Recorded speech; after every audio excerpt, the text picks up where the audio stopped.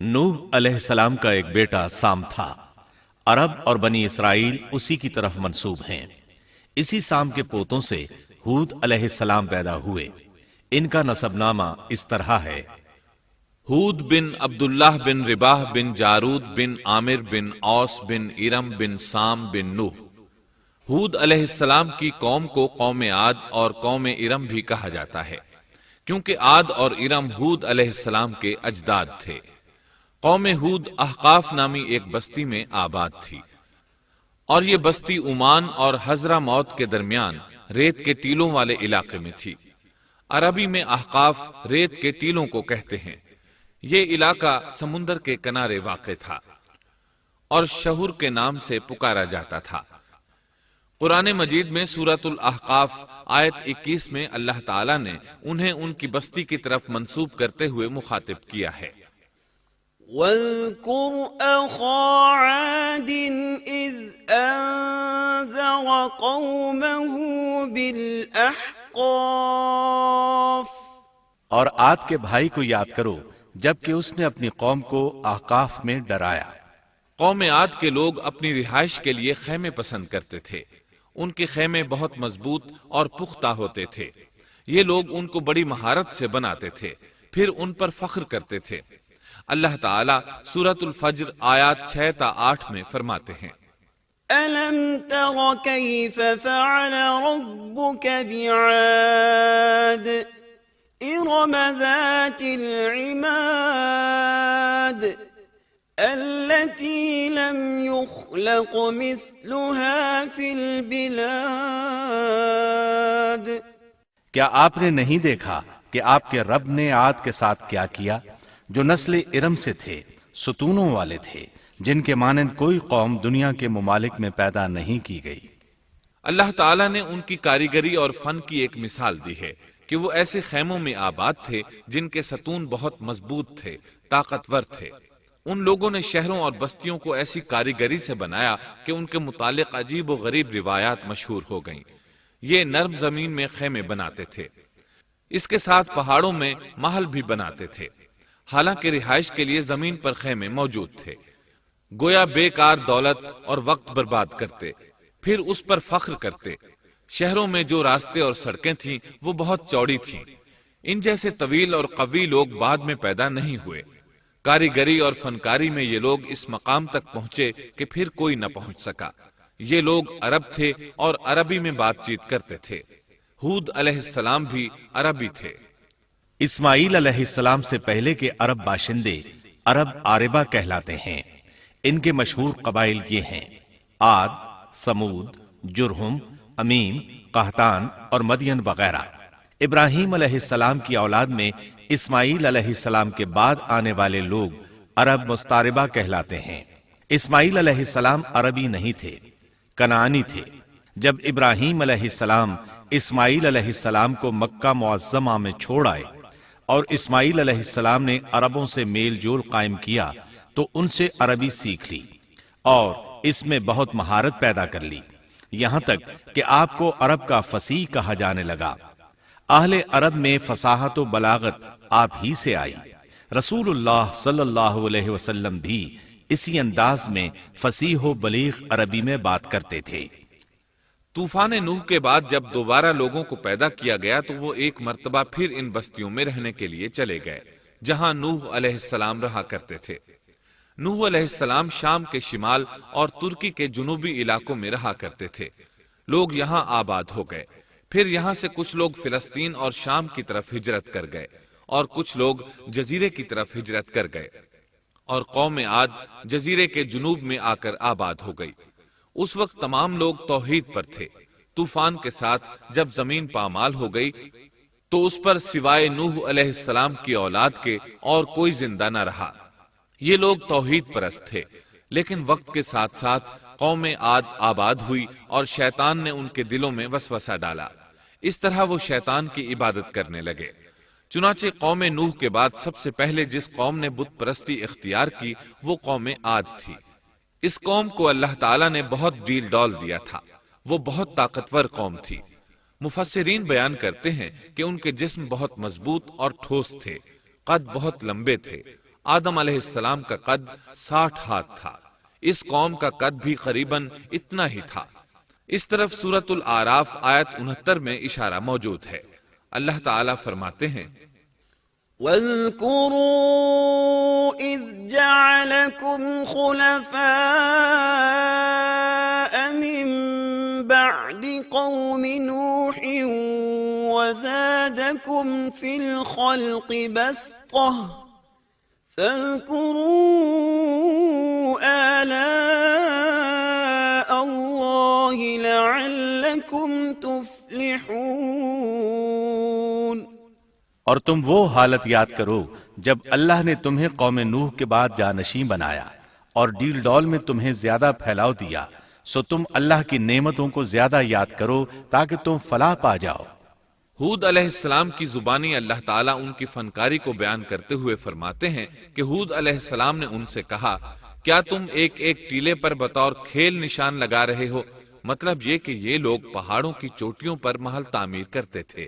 جب ان سے کہا جاتا کہ تم رہتے تو زمین پر ہو اور گھر پہاڑوں پر بناتے ہو، اس کی کیا وجہ ہے؟ اور تم اتنے مضبوط محل تعمیر کر رہے ہو، گویا ہمیشہ یہیں رہو گے۔ وہ لوگ دراصل ٹیلوں، گھاٹیوں، دروں اور پہاڑوں پر عمارات تعمیر کرتے تھے، اور ان کا مقصد ان میں رہنا نہیں تھا، بلکہ صرف کھیل کود کے لیے ایسا کرتے تھے۔ ہود علیہ السلام نے انہیں جھنجھوڑا کہ تم ایسا کام کیوں کرتے ہو جس کا کوئی مقصد نہیں، جس کام کے فضول ہونے میں کوئی شک نہیں۔ ہود علیہ السلام انہیں واعظ کرتے تھے، اے میری قوم، اللہ نے تمہیں بڑی قوت سے نوازا ہے۔ تمہاری طاقت کا عالم یہ ہے کہ جب تم کسی پر ہاتھ ڈالتے ہو تو ظلم کرتے ہو، کوئی شخص تمہارے سامنے آنا گوارا نہیں کرتا، لہذا اللہ سے ڈرو اور میری پیروی کرو۔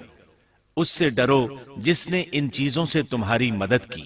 اللہ تعالیٰ نے اپنی ہر طرح کی نعمت، مال، اسباب، اولاد، باغات، شہر، قوت، جسامت اور صنعت کاری سے تمہیں نوازا ہے، لہٰذا تم اللہ سے ڈرو اور میری اطاعت کرو۔ لیکن ان کی قوم نے کوئی اثر نہ لیا، نہ ان پر ایمان لائی، الٹا لگی تکبر کرنے، اللہ کی حمد کی بجائے اس کی ناشکری کرنے لگی۔ اور تکبر کے بارے میں بات یہ ہے کہ جب سے ابلیس نے اس کو اختیار کیا، یہ اس وقت سے آزمائش بن چکا ہے۔ اللہ تعالیٰ سورہ حامیم السجدہ آیت 15 میں فرماتے ہیں، فَأَمَّا عَادٌ فَاسْتَكْبَرُوا فِي الْأَرْضِ بِغَيْرِ الْحَقِّ وَقَالُوا مَنْ أَشَدُّ مِنَّا قُوَّةً أَوَلَمْ يَرَوْا أَنَّ اللَّهَ الَّذِي خَلَقَهُمْ هُوَ أَشَدُّ مِنْهُمْ قُوَّةً۔ پس قوم عاد نے تو بے وجہ زمین میں سرکشی شروع کر دی اور کہنے لگے کہ ہم سے زوراور کون ہے؟ کیا انہیں یہ نظر نہ آیا کہ جس اللہ نے انہیں پیدا کیا ہے وہ ان سے بہت ہی زیادہ زوراور ہے؟ جب یہ لوگ اپنی سرکشی اور کفر میں حد سے بڑھ گئے، تب اللہ تعالیٰ نے ہود علیہ السلام کو ان کی طرف بھیجا۔ انہوں نے انہیں اللہ کی طرف بلایا اور کہا، اے میری قوم، اللہ کی عبادت کرو، اس کے سوا تمہارا کوئی معبود نہیں۔ کیا تم ڈرتے نہیں؟ قوم کے کافر سردار کہنے لگے، ہم تو دیکھتے ہیں کہ تو نری بے وقوفی میں ہے، ہمارے خیال میں تو جھوٹا ہے۔ اس پر ہود علیہ السلام نے فرمایا، میری قوم، میں بے وقوف نہیں، میں تو تمام جہانوں کے پروردگار کی طرف سے بھیجا گیا ہوں، تمہیں اپنے رب کے پیغامات پہنچا رہا ہوں، اور ہوں بھی تمہارا دلی خیرخواہ اور امانت دار۔ کیا تم اس بات سے تعجب کرتے ہو کہ تم میں سے ایک شخص کی معرفت، اللہ کا ذکر تم تک پہنچا کہ وہ تمہیں خبردار کر دے؟ تم اللہ کی اس نعمت کو یاد کرو کہ اس نے تمہیں قوم نوح کے بعد خلیفہ بنایا اور ڈیل ڈول میں تمہیں زیادہ پھیلاؤ دیا۔ تم اللہ کے احسانات کو یاد کرو تاکہ فلاح اور نجات پا جاؤ۔ ہود علیہ السلام نے اللہ کی عظیم نعمتوں کے ساتھ انہیں نصیحت کی، لیکن وہ بدبخت کفر ہی کرتے رہے۔ آخر انہیں جھنجھوڑنے کے لیے انہوں نے فرمایا، اے میری قوم، اللہ ہی کی عبادت کرو، اس کے سوا تمہارا کوئی معبود نہیں۔ تم تو صرف بہتان بازی کر رہے ہو، یعنی جن بتوں کی تم پوجا کر رہے ہو ان کی پوجا تم نے خود گھڑی ہے۔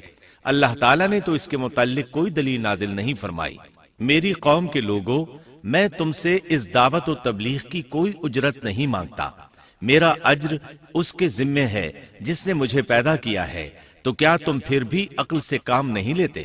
اے میری قوم کے لوگوں، اپنے رب سے گزشتہ گناہوں کی معافی طلب کرو، آئندہ گناہوں سے توبہ کرو، تاکہ وہ برسنے والے بادل تم پر بھیج دے اور تمہیں طاقت میں اور بڑھا دے، تاکہ تم گناہگار ہونے کے باوجود روگردانی نہ کرو۔ ہود علیہ السلام مسلسل انہیں دعوت دیتے رہے، لیکن وہ ظالم قوم نوح کی طرح ان کا مذاق اڑانے لگی اور کہنے لگی، ہمارے خیال میں تو بے وقوف ہے اور شاید تو ہمارے کسی معبود کے بڑے جھپٹے میں آ گیا ہے، تو ہمارے بتوں کو برا کہتا ہے، اس لیے ان میں سے کسی کی مار تم پر پڑی ہے، اسی لیے تو ذہنی مریض بن گیا ہے۔ وہ ظالم لوگ چونکہ آخرت پر ایمان نہیں رکھتے تھے اور دنیا میں خوشحالی کی زندگی بسر کر رہے تھے اور تھے بھی اپنی قوم کے سردار، اس لیے اپنے ماتحتوں سے کہنے لگے، یہ تو تم جیسا ہی انسان ہے، وہی کچھ کھاتا ہے جو تم کھاتے ہو اور پیتا بھی وہی کچھ ہے جو تم پیتے ہو۔ اب اگر تم نے اپنے جیسے انسان کی اطاعت قبول کر لی تو سخت خسارے میں رہو گے۔ کیا یہ تمہیں اس بات سے دھمکاتا ہے کہ جب تم مر کر خاک اور ہڈیاں بن جاؤ گے تو پھر زندہ کیے جاؤ گے؟ ہرگز نہیں، یہ بات امکان سے باہر ہے جس کا وعدہ تم سے کیا جاتا ہے۔ یہ زندگی تو صرف دنیا کی ہے، ہم مرتے جیتے رہتے ہیں، ہم پھر نہیں اٹھائے جائیں گے۔ یہ تو وہ شخص ہے جس نے اللہ پر جھوٹ باندھا ہے، ہم اس پر یقین کرنے والے نہیں۔ ہود علیہ السلام انہیں دعوت دیتے رہے، یہاں تک کہ ان کی قوم نے واضح طور پر کہہ دیا کہ آپ ہمیں واز سنائیں یا نہ سنائیں، ہم تو اپنی روش نہیں چھوڑیں گے، یہ تو پرانے لوگوں کا دین ہے۔ اس طرح قوم انہیں مسلسل جھٹلاتی ہی رہی۔ آخر ہود علیہ السلام نے بھی انہیں کھلم کھلا دھمکی دی اور فرمایا، لوگوں سنو، میں صرف تمہیں ہی نہیں اللہ کو بھی گواہ بنا کر اعلان کرتا ہوں کہ اللہ کے سوا جس کی عبادت ہو رہی ہے میں ان سب سے بری طرح بیزار ہوں۔ اب تم ہی نہیں اپنے ساتھ اوروں کو بھی بلا لو اور اپنے ان سب جھوٹے معبودوں کو بھی بلا لو، اور تم سے جو ہو سکے مجھے نقصان پہنچا دو، مجھے کوئی مہلت نہ دو، نہ مجھ پر ترس کھاؤ۔ یہ فرمانے کے بعد انہوں نے اللہ سے دعا کی، رب انصرنی بما کذبون، اے پروردگار ان کے جھٹلانے پر تو میری مدد فرما۔ اللہ کی طرف سے آپ کو جواب ملا، یہ تو بہت ہی جلد اپنے کیے پر پچھتانے لگیں گے۔ اللہ کے نبی کا انکار کرنے، اس سے بغض رکھنے اور اس کا مذاق اڑانے والوں کا انجام کیا ہوا؟ اللہ نے انہیں ایسے زناٹے کی آندھی سے تہس نہس کیا کہ جس کی تاریخ میں مثال نہیں ملتی۔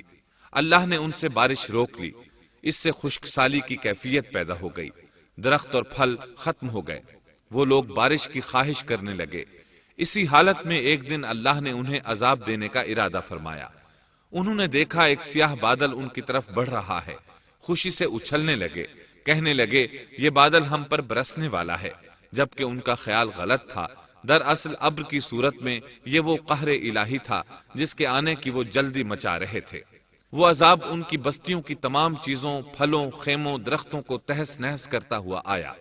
اسے اللہ کا یہی حکم تھا۔ آندھی اس قدر زبردست تھی کہ پہاڑوں پر ان کے تعمیر کردہ محلوں تک کو اڑا لے گئی۔ مجرموں کا یہی بدلہ ہے۔ اللہ تعالی سورۃ الزاریات آیت 41 اور 42 میں فرماتے ہیں، وَفِي عَادٍ إِذْ أَرْسَلْنَا عَلَيْهِمُ الرِّيحَ الْعَقِيمَ مَا تَذَرُ مِن شَيْءٍ أَتَتْ عَلَيْهِ إِلَّا جَعَلَتْهُ كَالرَّمِيمِ۔ اسی طرح عادیوں میں بھی ہماری طرف سے تنبیہ ہے، جبکہ ہم نے ان پر خیر و برکت سے خالی آندھی بھیجی، وہ جس چیز پر گرتی تھی اسے بوسیدہ ہڈی کی طرح چورا چورا کر دیتی تھی۔ اس آندھی نے ہر چیز کو فنا کر کے رکھ دیا۔ اللہ تعالیٰ ان کی تباہی ایک جگہ ان الفاظ میں بیان کرتے ہیں، قوم عاد نے بھی جھٹلایا، پس کیسا ہوا میرا عذاب اور میری ڈرانے والی باتیں۔ ہم نے ان پر تیز و تند مسلسل چلنے والی ہوا ایک لگاتار منحوس دن میں بھیج دی، جو لوگوں کو اٹھا اٹھا کر دے پٹکتی تھی۔ गोया कि वो जड़ से कटे हुए खजूर के तने हैं। बस कैसी रही मेरी सजा और मेरा डराना। यकीनन हमने कुरान को नसीहत के लिए आसान कर दिया है। बस क्या है कोई नसीहत पकड़ने वाला? एक तीसरे मकाम पर अल्लाह ने उनकी जिल्लत और रुसवाई का जिक्र यूं किया है, कौम आद बेहद तुंद और तेज हवा से गारत कर दी गई। वो हवा उन पर बराबर लगातार 7 रात और 8 दिन तक अल्लाह के हुक्म से चलती रही। आप वहां होते तो देखते कि वहां लोग यूं चारों शानों चित गिरे पड़े हैं जैसे वो खजूरों के खोखले तने हों। क्या उनमें से कोई भी आपको बाकी नजर आ रहा है? हूद अलैहिस्सलाम को अल्लाह ताला ने अपनी रहमत से नजात दी। बाकी तमाम जगहों पर तबाही थी, लेकिन जिस जगह हूद अलैहिस्सलाम और उनके साथी थे उस तरफ ये हवा फटकी भी नहीं। कहा जाता है कि एक बाढ़ थी जिसमें हूद अलैहिस्सलाम, हैवानात, चौपाए और उन पर ईमान लाने वाले थे, और आंधी ने हर चीज को फना कर डाला। अल्लाह ताला सूरह आराफ आयत 72 में फरमाते हैं, فأنجيناه والذين معه برحمة منا وقطعنا دابر الذين كذبوا بآياتنا وما كانوا مؤمنين۔ गरज हमने उन्हें और उनके साथियों को अपनी रहमत से बचा लिया और उन लोगों की जड़ काट दी जिन्होंने हमारी आयतों को झुटलाया था और वो ईमान लाने वाले न थे। इसी तरह सूरह हूद में अल्लाह फरमाते हैं, जब हमारा हुक्म आ पहुंचा तो हमने हूद को और उनके साथियों को अपनी खास रहमत से नजात दी। हमने उन सब को सख्त अजाब से साफ बचा लिया। ये थे कौम आद के लोग जिन्होंने अपने रब की आयतों का इनकार किया और उसके रसूलों की नाफरमानी की और हर एक सरकश नाफरमान के हुक्म को माना। दुनिया में भी उन पर लानत लगा दी गई और क़यामत के दिन भी। देख लो, कौम आद ने अपने रब से कुफ्र किया। हूद की कौम आद पर लानत हो। इस तरह कौम आद तबाह हो गई। उनके बाद मोमिनों ने उनके बाकी बच जाने वाले मकानात पर कब्जा कर लिया और वहां रहने लगे। फिर हूद अलैहिस्सलाम ने हजरा मौत में वफात पाई। अब हम आते हैं सैयदिना सालेह अलैहिस्सलाम के किस्से की तरफ। दिन गुजरते गए और लोग एक बार फिर इब्लीस लईन के वसवसे में आकर कुफ्र की तरफ पलट आए, क्योंकि इब्लीस किसी भी शख्स को वसवसे में डाले बगैर नहीं छोड़ता। इस तरह एक बार फिर कुफ्र फैल गया। चुनाचे अल्लाह ने उनकी हिदायत के लिए सालेह अलैहिस्सलाम को मबऊस फरमाया। ये समूद के पोतों में से एक अरबी नबी थे। इनका नसब नामा इस तरह है, सालेह बिन उबैद बिन सय्याफ बिन माशिह बिन उबैद बिन हाजिर बिन समूद बिन इरम बिन साम बिन नूह अलैहिस्सलाम। गोया सालेह अलैहिस्सलाम का ताल्लुक कौम समूद से था और ये कौम आद की नस्ल से थी। समूद की कौम ने यमन को खैरबाद कहा और जजीरे से शिमाल की तरफ मुंतकिल हो गए। फिर वहां हिज्र नामी एक बस्ती में जा ठहरे। कुरान करीम की सूरतुल हिज्र इसी बस्ती के नाम से मौसूम है। कौम आद का तस्करा सूरतुल हिज्र के अलावा सूरतुल अहकाफ और सूरह हूद में भी है। अल्लाह ताला सूरतुल हिज्र आयत 80 में फरमाते हैं, वलक़द कज़्ज़ब अस्हाबुल हिज्रिल मुरसलीन। और हिज्र वालों ने भी रसूलों को झुटलाया। हिज्र कौम समूद का मरकजी शहर था। अब वो मदाइन सालेह के नाम से मशहूर है। ये शहर मदीना मुनव्वरा के शिमाल मगरिब में 380 किलोमीटर के फासले पर वाक़ है। ये लोग भी पहाड़ों को तराश कर घर बनाते थे। ये सनत और कारीगरी उन्होंने कौम आद से विरासत में पाई थी। अल्लाह ताला सूरतुल फज्र आयत 9 में फरमाते हैं, वसमूद अल्लज़ीन जाबु अस्सख्र बिलवाद। और कौम समूद के साथ क्या किया जिन्होंने वादी में बड़े बड़े पत्थर तराशे थे। कुरान मजीद में अल्लाह ताला एक मकाम पर फरमाते हैं, और हमने कौम आद और समूद को गारत किया जिनके बाज मकानात आपके सामने जाहिर हैं। उनके मकानात उनकी तबाही से लेकर अब तक मौजूद हैं। شام کے راستے میں خیبر، تیماء سے تبوک تک قوم سمود کے آثار پائے جاتے ہیں۔ یہ لوگ کس طرح پتھر تراش تراش کر گھر بناتے تھے، اللہ تعالیٰ نے سورۃ الاعراف آیت 74 میں اس کا ذکر کیا ہے۔ واذكروا إذ جعلكم خلفاء من بعد عاد وبوأكم في الأرض تتخذون من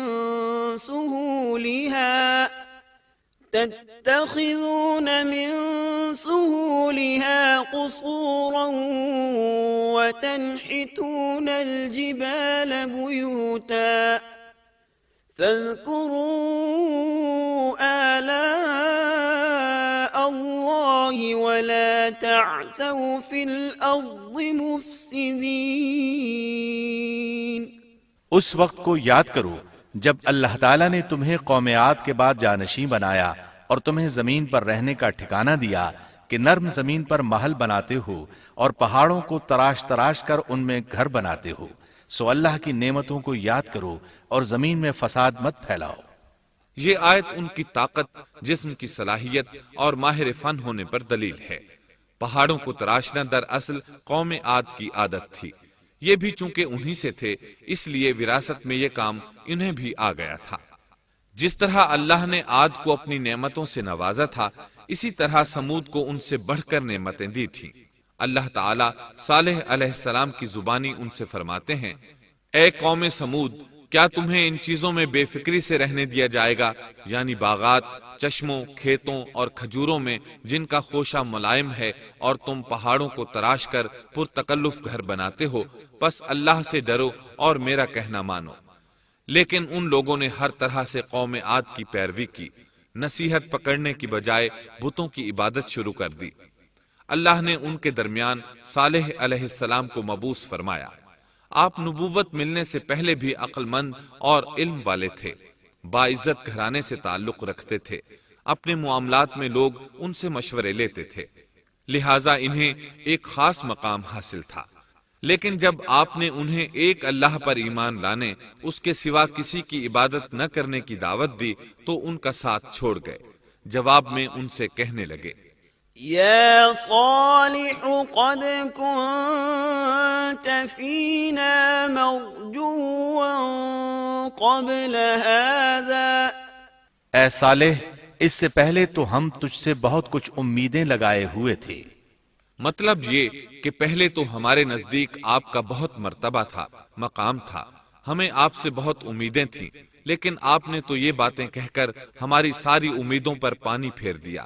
ان کے اس جواب کے باوجود صالح علیہ السلام انہیں اللہ کی طرف بلاتے رہے اور ان سے کہتے رہے، اے میری قوم، اللہ کی عبادت کرو، اس کے سوا تمہارا کوئی معبود نہیں۔ تمام انبیاء کی اپنی اپنی قوم کو یہی دعوت تھی کہ اے لوگو، اللہ کی عبادت کرو، اسی نے تمہیں زمین سے پیدا کیا ہے، اسی نے تمہیں زمین میں آباد کیا ہے، اس سے معافی طلب کرو، یقیناً میرا رب قریب ہے اور دعاؤں کو قبول کرنے والا ہے۔ اے میری قوم، تم نیکی سے پہلے برائی کی جلدی کر رہے ہو، اللہ سے معافی کیوں نہیں مانگتے کہ تم پر رحم کیا جائے؟ اللہ سے ڈرو، میری اطاعت کرو، حد سے گزر جانے والے بے باک لوگوں کی اطاعت سے باز آؤ، وہ ملک میں فساد پھیلا رہے ہیں اور اصلاح نہیں کرتے۔ صالح علیہ السلام نے ہود علیہ السلام کی طرح اپنی قوم کو نصیحت کی، لیکن ان ظالموں نے بھی اسی طرح کفر کیا جیسے قوم عاد نے کیا تھا۔ کہنے لگے، یہ کیسے ہو سکتا ہے کہ ہم اپنے میں سے ایک شخص کے تابع ہو جائیں؟ اس اکیلے کی اتنی زیادہ فضیلت کی آخر کیا وجہ ہے؟ ہم نہیں مان سکتے کہ ہم میں صرف اسی ایک پر اللہ کی باتیں نازل ہوتی ہیں۔ پھر وہ اس سے بھی آگے بڑھے اور اللہ کے نبی کو کھلے الفاظ میں پرلے درجے کا جھوٹا کہا، جادوگر کہا۔ پھر یہ سرکش اور کافر لوگ صالح علیہ السلام کے ساتھ ایمان لانے والے کمزور غریب لوگوں کو مخاطب کر کے کہنے لگے، کیا تم صالح پر ایمان رکھتے ہو؟ ہم تو اس کے منکر ہیں۔ اس طرح صالح علیہ السلام دن رات انہیں دعوت دیتے رہے، یہاں تک کہ یہ لوگ صالح علیہ السلام سے کہنے لگے، تم نے اور تمہارے ساتھیوں نے ہمارے اندر نحوست پھیلا رکھی ہے اور اسی لیے ہم مشکلات اور مصائب کا شکار ہیں۔ لہذا تم ہم سے دور ہو جاؤ۔ صالح علیہ السلام نے انہیں جواب دیا، تم پر نحوست اللہ کی طرف سے ہے، تم فتنے میں پڑے ہوئے لوگ ہو۔ پھر اس کے بعد وہ لوگ صالح علیہ السلام سے مکمل طور پر دشمنی کرنے لگے، اور انہوں نے آپ کو یہاں تک کہہ دیا کہ آپ ہماری مجلس میں نہ آیا کریں کیونکہ آپ منحوس ہیں۔ پھر بات یہاں تک پہنچی کہ صالح علیہ السلام نے انہیں اللہ کے عذاب سے ڈرایا، دھمکایا اور کہا، يا قوم أرأيتم إن كنت على بينة من ربي وآتاني منه رحمة فمن ينصرني من الله إن عصيته فما تزيدونني غير تخسير۔ اے میری قوم کے لوگو، ذرا بتلاؤ تو اگر میں اپنے رب کی طرف سے کسی مضبوط دلیل پر ہوا اور اس نے مجھے اپنے پاس سے رحمت عطا کی ہو، پھر میں نے اس کی نافرمانی کی، تو کون ہے جو اس کے مقابلے میں میری مدد کرے؟ تم تو میرا نقصان ہی بڑھا رہے ہو۔ یعنی فرض کرو اگر میں حق پر ہوا اور یقیناً میں حق پر ہوں اور اللہ تعالیٰ نے مجھے اپنی نبوت سے بھی نوازا ہے، پھر بھی میں تمہاری باتوں میں آ کر اس کی نافرمانی کروں تو بلا شبہ اس وقت میں گھاٹے میں ہوں گا اور تم بھی خسارہ پانے والے ہوگے۔ اس پر وہ ظالم لوگ مقابلے پر اتر آئے، کہنے لگے اگر تو سچا ہے تو کوئی معجزہ لے آ، لیکن وہ معجزہ ہماری مرضی کے مطابق ہو، اس صورت میں ہم ضرور ایمان لے آئیں گے۔ آپ ایسا کریں کہ بستی کے کنارے پتھریلی چٹان میں سے دودھ دینے والی 10 ماہ کی حاملہ اونٹنی نکالیں، اس کا رنگ سرخ ہو۔ صالح علیہ السلام سے یہ مطالبہ کر کے وہ سردار لوگ ایک طرف بیٹھ گئے اور مذاق اڑانے لگے۔ ایک کہنے لگا اونٹنی 10 ماہ کی ہو، حاملہ ہو، دوسرا کہنے لگا لازمی طور پر اس کا رنگ سرخ ہو، پھر ایک تیسرا سردار بولا اس کی کھال پر بہت زیادہ اون ہو، چوتھا بولا موٹی تازی ہو، ہم نے پہلے اس قسم کی اونٹنی دیکھی نہ ہو، پانچواں بولا وہ اتنی بڑی ہو کہ اکیلی ایک دن تمام کنویں کا پانی پی جائے اور دوسرے روز ہم پئیں۔ یہ لوگ اسی طرح مذاق اڑا رہے تھے کہ صالح علیہ السلام نے ان سے کہا، اگر تمہاری مطلوبہ اونٹنی تمہیں مل جائے تو کیا تم ایمان لے آؤ گے؟ سب نے مل کر کہا، ہاں ضرور لے آئیں گے۔ صالح علیہ السلام نے فرمایا، تب تم ایک دن سب لوگوں کو جمع کر لو۔ مقررہ دن وہ لوگ جمع ہو گئے۔ ان کی موجودگی میں صالح علیہ السلام نے اللہ سے دعا کی، زمین پر زلزلہ طاری ہوا، ان کی آنکھوں کے سامنے چٹان پھٹی اور اس سے بالکل ویسی ہی اونٹنی نکلی جیسا کہ ان کا مطالبہ تھا۔ انہوں نے اپنی زندگی میں ایسی اونٹنی کبھی نہیں دیکھی تھی۔ اس میں وہ تمام صفات موجود تھیں جن کا ذکر ان لوگوں نے کیا تھا۔ اللہ تعالیٰ صالح علیہ السلام کی زبانی سورہ ہود آیت 64 میں فرماتے ہیں، وَيَا قَوْمِ هَٰذِهِ نَاقَةُ اللَّهِ لَكُمْ آيَةً فَذَرُوهَا تَأْكُلْ فِي أَرْضِ اللَّهِ وَلَا تَمَسُّوهَا بِسُوءٍ فَيَأْخُذَكُمْ عَذَابٌ قَرِيبٌ۔ اے میری قوم، یہ اللہ کی بھیجی ہوئی اونٹنی ہے، یہ تمہارے لیے ایک معجزہ ہے۔ اب تم اسے اللہ کی زمین میں کھاتی ہوئی چھوڑ دو اور اسے کسی طرح کی تکلیف نہ پہنچاؤ، ورنہ فوری عذاب تمہیں آ پکڑے گا۔ اس اونٹنی کو چونکہ کسی اونٹنی نے جنم نہیں دیا تھا، اس لیے اس کو ناقۃ اللہ یعنی اللہ کی اونٹنی کہا گیا۔ پھر صالح علیہ السلام نے فرمایا، لوگو سن لو، ایک دن یہ اونٹنی پانی پیے گی، ایک دن تم پیو گے، تم میں سے کوئی اسے تکلیف نہ پہنچائے، ورنہ اللہ کا بدترین عذاب تم پر نازل ہوگا۔ سورۃ القمر میں اللہ فرماتے ہیں، بے شک ہم اونٹنی کو ان کے لیے آزمائش بنا کر بھیج رہے ہیں، تم صبر کے ساتھ ان کے انجام کا انتظار کرو۔ اس نشانی کے ظہور کے بعد اللہ تعالیٰ نے صالح علیہ السلام کو مخاطب کر کے فرمایا، تم اب دیکھتے رہو کہ ان کا انجام کیا ہوتا ہے، ان کی سختیوں پر صبر کرو، ان سے کہہ دو کہ پانی پر ایک دن ان کا اختیار ہوگا اور ایک دن اس اونٹنی کا، خبردار کوئی زیادتی نہ کرے اور اس اونٹنی کو پانی پینے سے نہ روکے۔ سورۃ الشمس میں اللہ تعالیٰ فرماتے ہیں کہ ان سے اللہ کے رسول نے فرما دیا تھا کہ اللہ کی اونٹنی کی اور اس کے پانی پینے کی باری کی حفاظت کرو، یعنی اسے نہ تو پانی پینے سے روکو اور نہ ہی اسے کوئی تکلیف پہنچاؤ۔ اس معجزے کو دیکھ کر لوگ دو گروہوں میں بٹ گئے۔ بہت کم لوگوں نے صالح علیہ السلام کی پیروی کی، ان پر ایمان لائے، جبکہ اکثر لوگ پھر بھی اپنے کفر پر ڈٹے رہے۔ اللہ تعالیٰ فرماتے ہیں ان لوگوں نے خود معجزے کا مطالبہ کیا تھا، لیکن اس کو اپنی آنکھوں سے دیکھنے کے باوجود ظلم پر اڑے رہے اور کفر پر اصرار کرتے رہے۔ سورۃ الحجر آیت 81 میں اللہ فرماتے ہیں وَآتَيْنَاهُمْ آيَاتِنَا فَكَانُوا عَنْهَا مُعْرِضِينَ، اور انہیں ہم نے اپنی نشانیاں بھی عطا فرمائی تھیں، لیکن پھر بھی وہ ان سے گردن موڑنے والے ہی رہے۔ اسی طرح سورہ بنی اسرائیل میں اللہ تعالیٰ فرماتے ہیں ہم نے قوم سمود کو نشان کے طور پر اونٹنی عطا فرمائی تھی، لیکن انہوں نے اس پر ظلم کیا۔ بلا شبہ وہ ایک واضح نشانی تھی، کوئی شخص یہ نہیں کہہ سکتا تھا کہ جادوگروں نے اسے پیدا کیا ہے۔ وہ اونٹنی ان میں موجود رہی، ان کے علاقے میں جہاں چاہتی چرتی، جب کنویں پر پانی پینے جاتی تو سارا پانی پی جاتی۔ وہ لوگ اس کا دودھ پیتے، دودھ سب کے لیے کافی ہو جاتا۔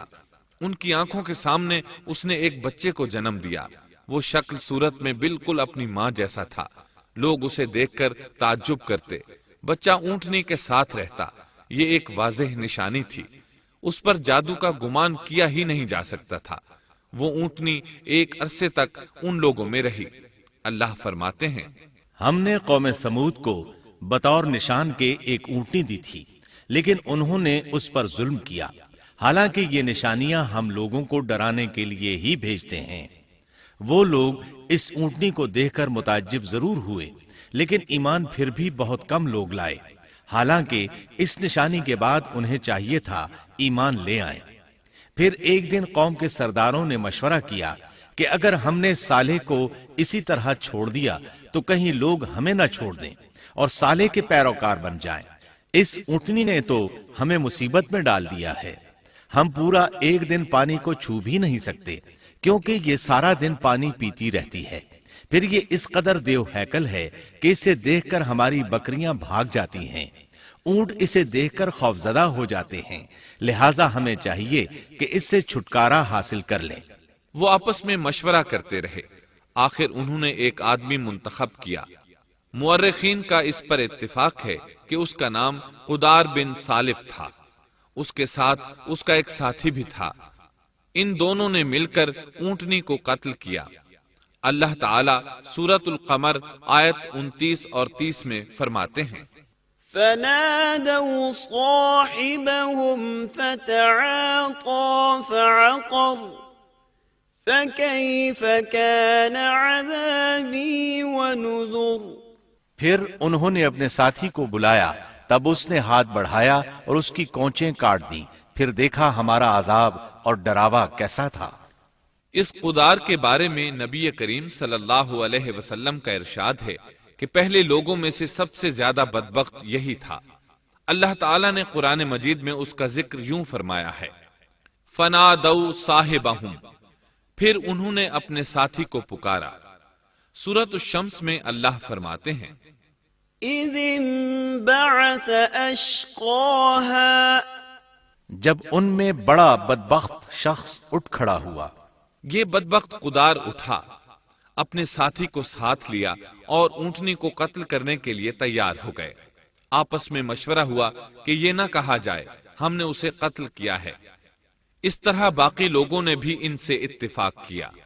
اللہ تعالیٰ سورہ نمل آیت 48 میں فرماتے ہیں وَكَانَ فِي الْمَدِينَةِ 9 رَهْطٍ يُفْسِدُونَ فِي الْأَرْضِ وَلَا يُصْلِحُونَ،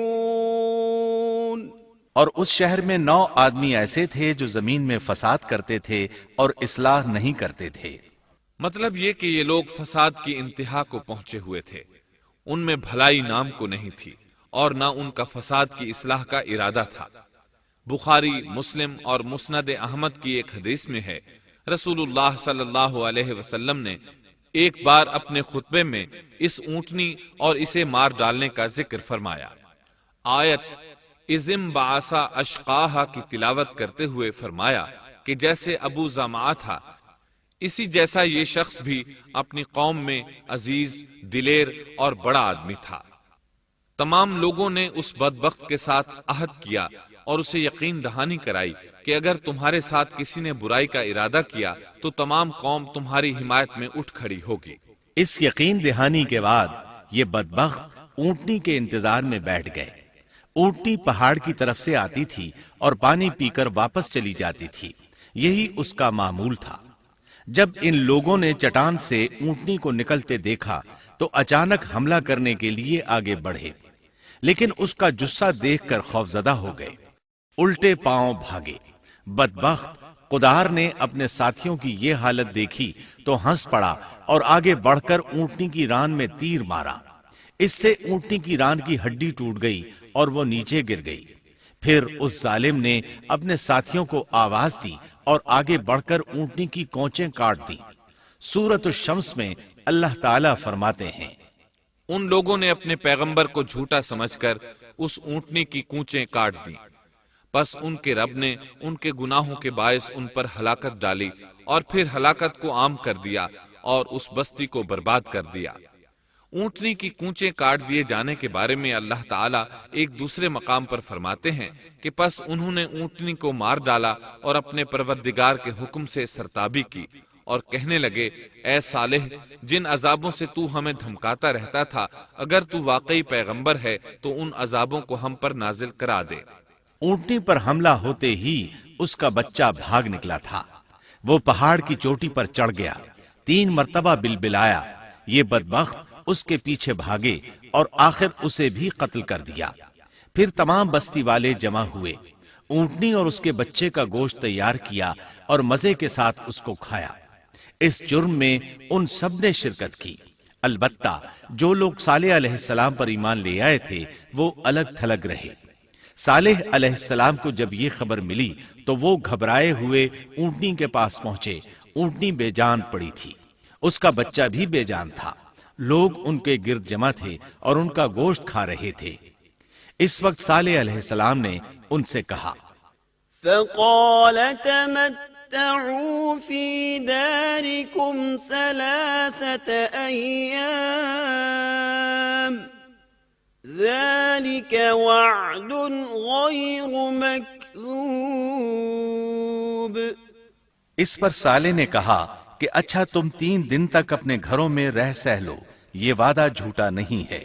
مطلب یہ کہ تمہیں صرف 3 دن کی مہلت ہے، اس کے بعد تم سب کے سب ہلاک کیے جاؤ گے۔ وہ صالح علیہ السلام کی بات کو رد کرتے ہوئے انہیں دھمکیاں دینے لگے کہ جن عذابوں کا تو ہم سے وعدہ کر رہا ہے، اگر تو سچا ہے تو ان کو ہم پر نازل کر دے۔ اس کے بعد وہ جمع ہو کر مشورہ کرنے لگے کہ آج رات صالح کو بھی مار ڈالو۔ ان کے اس مشورے کے بارے میں اللہ تعالیٰ سورۃ النمل آیات 48 اور 49 میں فرماتے ہیں، اس شہر میں 9 سردار تھے، وہ زمین میں فساد پھیلاتے رہتے تھے اور اصلاح نہیں کرتے تھے۔ انہوں نے آپس میں بڑی بڑی قسمیں کھا کھا کر عہد کیا کہ رات ہی کو صالح اور اس کے گھر والوں پر چھاپا ماریں گے اور اس کے وارثوں سے صاف کہہ دیں گے کہ ہم اس کے اہل کی ہلاکت کے وقت موجود نہیں تھے اور ہم بالکل سچے ہیں۔ اب یہ لوگ صالح علیہ السلام کے گھر کی طرف چلے۔ اللہ تعالیٰ سورۃ النمل آیات 50 اور 51 میں فرماتے ہیں، وَمَكَرُوا مَكْرًا وَمَكَرْنَا مَكْرًا وَهُمْ لَا يَشْعُرُونَ فَانظُرْ كَيْفَ كَانَ عَاقِبَةُ مَكْرِهِمْ أَنَّا دَمَّرْنَاهُمْ وَقَوْمَهُمْ أَجْمَعِينَ۔ اور انہوں نے ایک داؤ کھیلا، سو ہم نے بھی ایک ایسا داؤ کھیلا کہ انہیں خبر بھی نہ ہوئی۔ پھر دیکھو کہ ان کے داؤ کا کیا انجام ہوا، ہم نے انہیں اور ان کی ساری قوم کو ہلاک کر دیا۔ صالح علیہ السلام کا گھر پہاڑ کی بلندی پر تھا۔ یہ فسادی لوگ ابھی اوپر چڑھ رہے تھے کہ زمین حرکت کرنے لگی۔ ایک چٹان اوپر سے لڑھکتی ہوئی آئی اور ان تمام کو پیس کر رکھ دیا۔ ان 9 فسادی لوگوں کی ہلاکت کے ساتھ ہی اللہ کے عذاب کی ابتدا ہو چکی تھی۔ چنانچہ صالح علیہ السلام نے اپنے ساتھیوں کے ساتھ اس بستی کو چھوڑ دیا، یعنی وہ ہجر کے علاقے سے نکل گئے۔ صبح ہوئی تو لوگوں نے ایک عجیب منظر دیکھا۔ قوم سمود کے تمام لوگوں کے چہرے زرد پڑ چکے تھے۔ وہ سب رونے لگے کیونکہ عذاب کے آثار شروع ہو چکے تھے۔ دوسرے دن تمام لوگوں کے چہرے آگ کی طرح سرخ ہو گئے اور تیسرے دن تمام کے چہرے سیاہ ہو چکے تھے۔ اپنی یہ حالت دیکھ کر سب لوگ رونے اور چیخ پکار کرنے لگے، اپنی قبریں کھودنے لگے۔ اب انہیں یقین ہو چکا تھا کہ عذاب کا وعدہ برحق تھا۔ اللہ تعالیٰ نے انہیں پہلی قوموں کی طرح ایک قسم کا عذاب نہیں دیا تھا، جیسے قوم نوح کو صرف طوفان کے ذریعے ہلاک کیا گیا، قوم عاد کو صرف طوفانی ہوا کے ذریعے ہلاک کیا گیا، لیکن قوم سمود کو اللہ تعالیٰ نے طرح طرح کے عذابوں سے دوچار کیا، اس لیے کہ انہوں نے اپنی مطلوبہ شرط پوری ہونے کے باوجود ایمان قبول نہیں کیا تھا۔ عذاب کی ابتدا زلزلے سے ہوئی، زمین حرکت کرنے لگی۔ اس کی وجہ سے وہ لوگ اپنے گھروں میں اوندھے کے اوندھے پڑے رہ گئے، ان میں اٹھنے کی طاقت تک نہ رہی۔ پھر آسمان میں سخت کڑاکا ہوا، اس کی ہولناک دہشت انگیز چنگھاڑ نے ان کے بھیجے پھاڑ کر رکھ دیے۔ ایک ہی لمحے میں ایک ساتھ وہ سب ڈھیر ہو گئے۔ ان کی ہلاکت اور تباہی کو بیان کرتے ہوئے اللہ تعالی سورۃ الذاریات آیات 43 تا 45 میں فرماتے ہیں، وَفِي ثَمُودَ إِذْ قِيلَ لَهُمْ تَمَتَّعُوا حَتَّى حِينٍ فَعَتَوْا عَنْ أَمْرِ رَبِّهِمْ فَأَخَذَتْهُمُ الصَّاعِقَةُ وَهُمْ يَنظُرُونَ فَمَا اسْتَطَاعُوا مِنْ قِيَامٍ وَمَا كَانُوا منتصرین۔ اور سمود کے قصے میں بھی عبرت ہے، جب ان سے کہا گیا کہ تم کچھ دن تک فائدہ اٹھا لو، لیکن انہوں نے اپنے رب کے حکم سے سرتابی کی، اس پر انہیں ان کے دیکھتے دیکھتے تیز و تند کڑاکے نے ہلاک کر دیا، پس نہ تو وہ کھڑے ہو سکے اور نہ بدلہ لے سکے۔ اسی طرح سورہ ہود میں اللہ تعالیٰ نے ان کی تباہی کا نقشہ اس طرح کھینچا ہے کہ ایک زور کی کڑک نے ان ظالموں کو آ لیا، پھر تو وہ اپنے گھروں میں زانو کے بل مردہ پڑے رہ گئے، ایسے گویا کہ وہ کبھی آباد ہی نہ تھے۔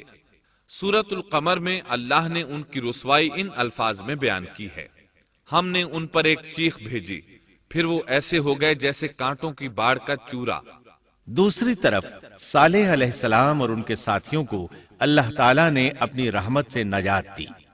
اللہ تعالیٰ سورہ ہود آیت 66 میں فرماتے ہیں، فَلَمَّا جَاءَ أَمْرُنَا نَجَّيْنَا صَالِحًا وَالَّذِينَ آمَنُوا مَعَهُ بِرَحْمَةٍ مِنَّا وَمِنْ خِزْيِ يَوْمِئِذٍ إِنَّ رَبَّكَ هُوَ الْقَوِيُّ الْعَزِيزُ۔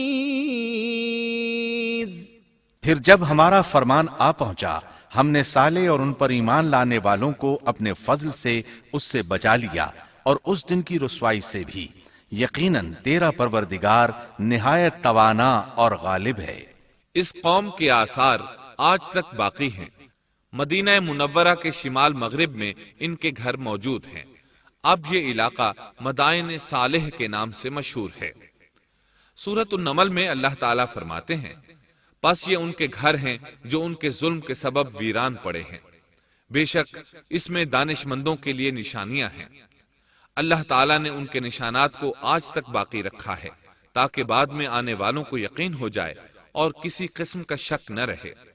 عذاب کے آثار نمودار ہونے پر صالح علیہ السلام نے ان سے فرمایا تھا، اے میری قوم، میں نے تمہیں اپنے پروردگار کا حکم پہنچا دیا تھا اور میں نے تمہاری خیر خواہی کی، لیکن تم لوگ خیر خواہوں کو پسند نہیں کرتے۔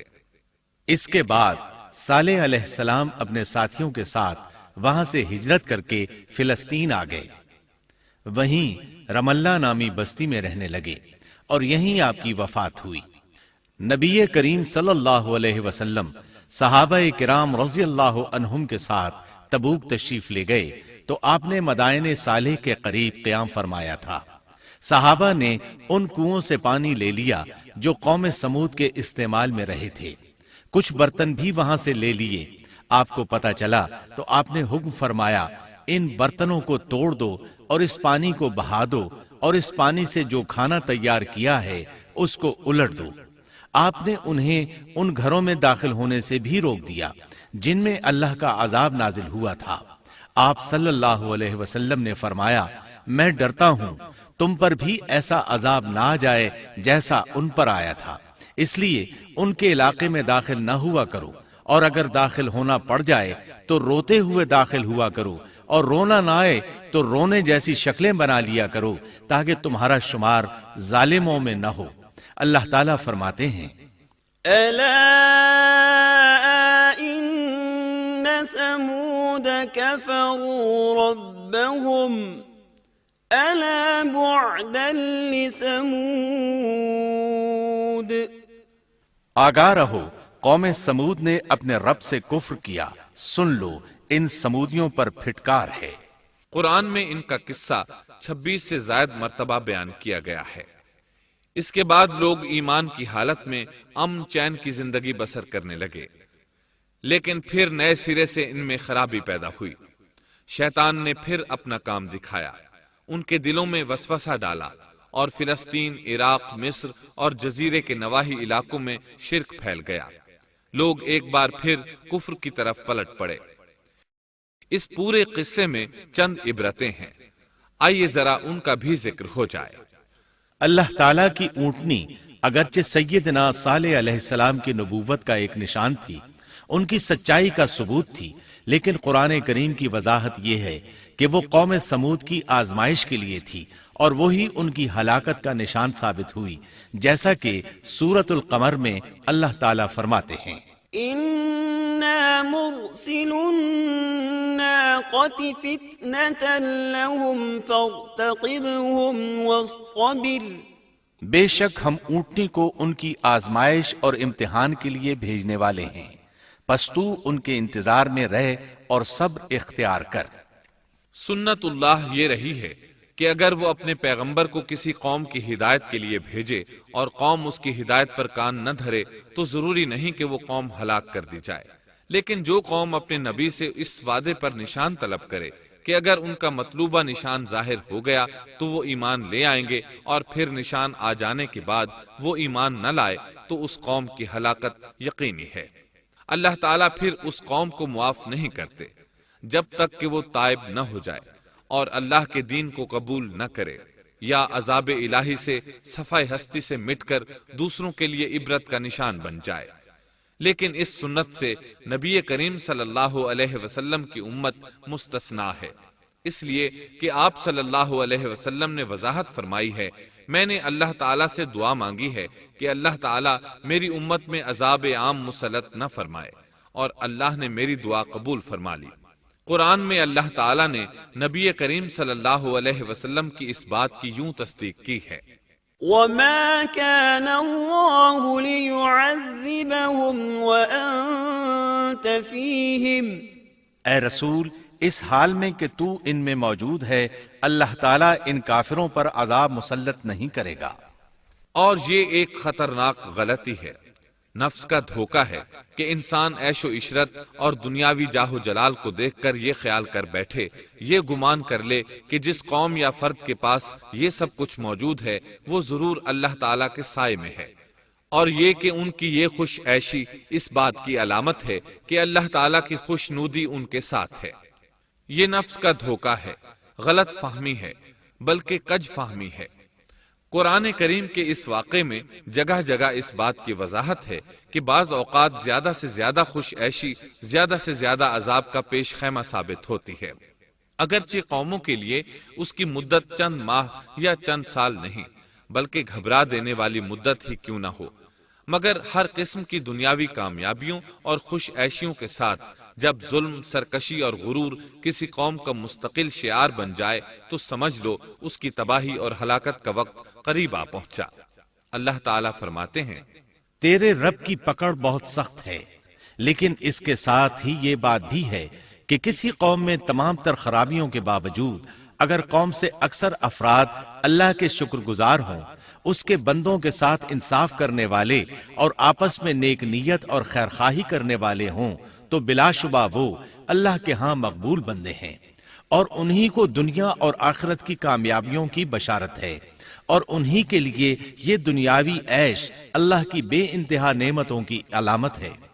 انہی الفاظ پر سیدنا صالح علیہ السلام کا قصہ اختتام کو پہنچا۔